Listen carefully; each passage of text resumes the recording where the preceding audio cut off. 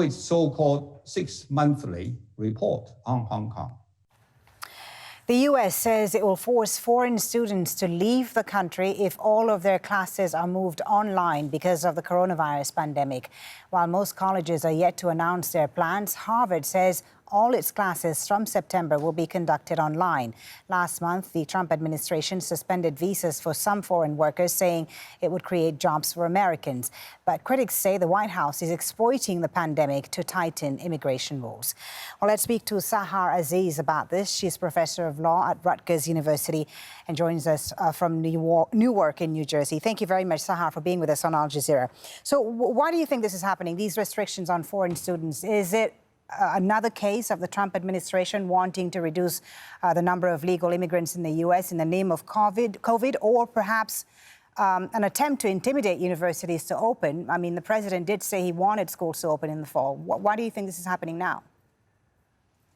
Well, first, it's a very sudden and unexpected move. Many of the major universities, including Harvard and other large public schools, were surprised at this sudden release that has major impacts on the revenue of universities, both private and public, because effectively what it says is if a university is online, then international students must go home if they're here and cannot come if they are planning to return to attend school.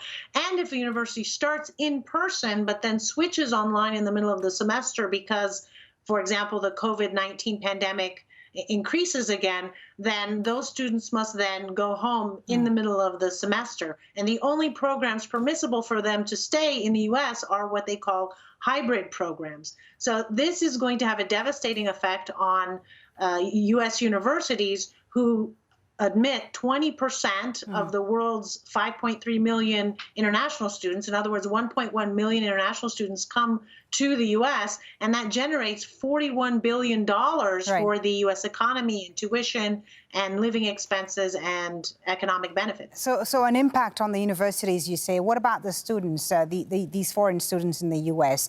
How is their life going to be affected? And I presume that many of them couldn't actually go back home because of some of the restrictions in place in these countries.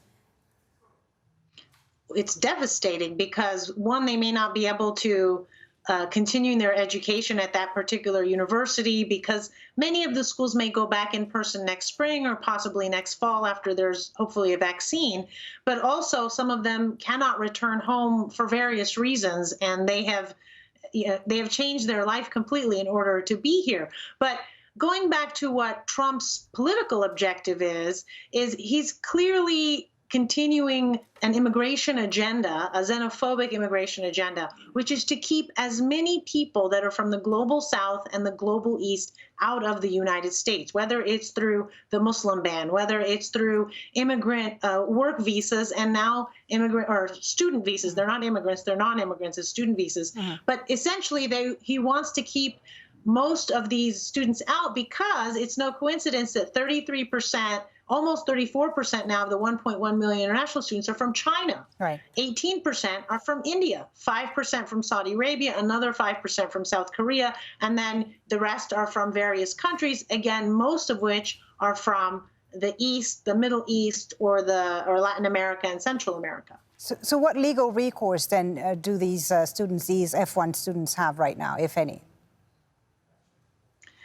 Unfortunately, those who are abroad will have very little recourse because if when you are outside the country and you're attempting to come in as a non-immigrant, the U.S. government has complete discretion in terms of visa issuance and visa cancellation.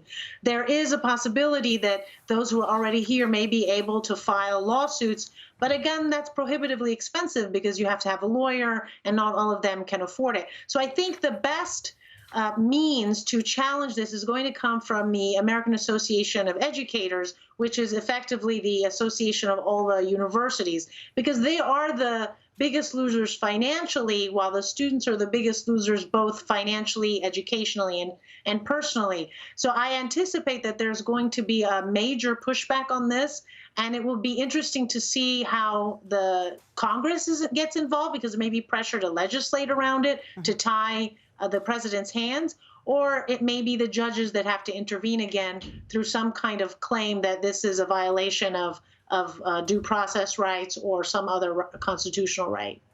Thank you so much for your insight. Or it may also be a violation of the Administrative Procedures Act. Okay, thank you so much for your insight, Sahar. Always good to talk to you about this. Sahar Aziz, Professor of Law at Rutgers University. Thank you.